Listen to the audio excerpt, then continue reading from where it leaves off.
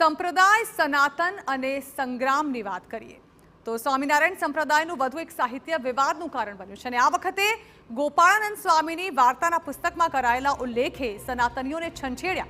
પુસ્તકમાં ભક્તને ટાંકતા ગોપાળાનંદ સ્વામીએ લખ્યું છે કે દ્વારકામાં હવે ભગવાન છે જ નહીં, ભગવાનના દર્શન કરવા હોય તો વડતાલ જવું જોઈએ।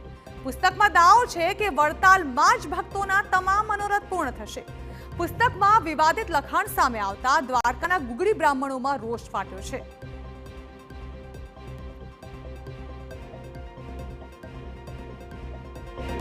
દ્વારકામાં દ્વારકાધીશ ઉપર સવાલ કરો છો કે ત્યાં નથી।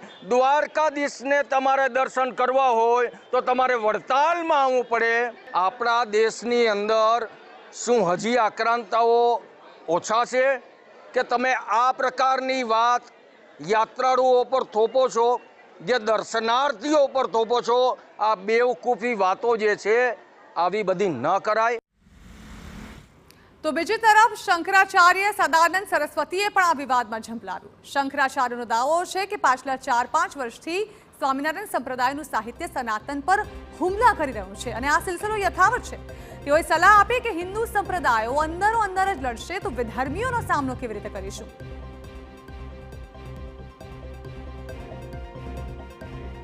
તો વિવાદ વખરતા હવે હિન્દુ સંગઠનો પણ સામે આવી રહ્યા છે। ભગવા સેનાના રાષ્ટ્રીય અધ્યક્ષ કમાલ રાવલે વિવાદિત ટિપ્પણીને કૃષ્ણના અપમાન સાથે સરખાવી અને સ્વામિનારાયણ સંપ્રદાયને માફી માંગવા ચીમકી આપી। સાથે જ સ્વામિનારાયણ સંપ્રદાયને વિધર્મીઓ સાથે સરખાવ્યા। આમ હવે ફરી એકવાર સનાતન વિરુદ્ધ સ્વામિનારાયણ સંપ્રદાયનો વિવાદ વકર્યો છે। ત્યારે જોવું એ રહ્યું કે આ વિવાદ હવે ક્યાં જઈને અટકે છે।